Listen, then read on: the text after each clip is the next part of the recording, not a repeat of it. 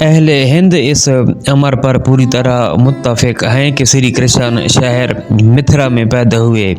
ان کے بارے میں لوگوں میں مختلف عقیدے مروج ہیں۔ بعض انہیں دنیا بھر کے تمام سیاستدانوں کا سردار اور ڈپلومیسی میں اعلیٰ مانتے ہیں، بعض ان کی پیغمبری کے قائل ہیں اور بعض ان کو خدا کا اوتار سمجھ کر ان کی پرستش کرتے ہیں۔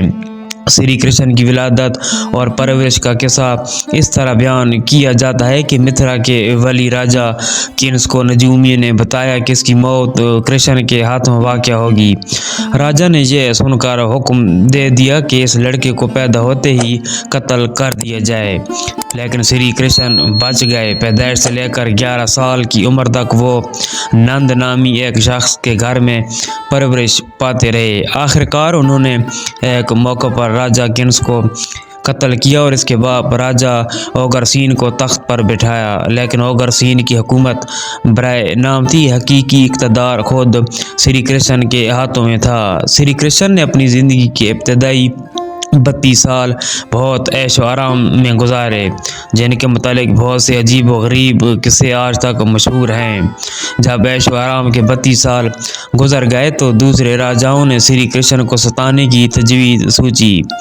بہارو پٹنا کے راجا جرا سنگھ نے ایک طرف سے متھرا پر حملہ کیا اور دوسری طرف ملیچ یعنی ایسی قوم جو ہندوؤں کے دین و مذہب میں شامل نہ تھی کے راجا کالیوں نے حملہ کر دیا۔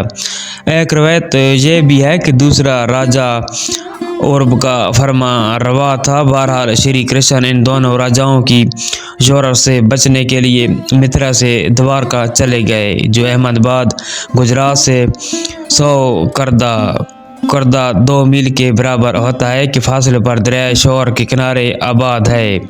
دوارکا کے قلعے میں پناہ گزین ہوئے شری کرشن نے 78 سال دوارکا کے آس پاس کے علاقوں میں گزارے اور 125 سال کی عمر میں راہی ملک عدم ہو گئے۔ بعض لوگوں کا خیال ہے کہ شری کرشن کو موت نہیں آئی بلکہ انہوں نے بحالت زندگی روح پوشی اختیار کی ہے اور وہ ہمیشہ زندہ رہیں گے۔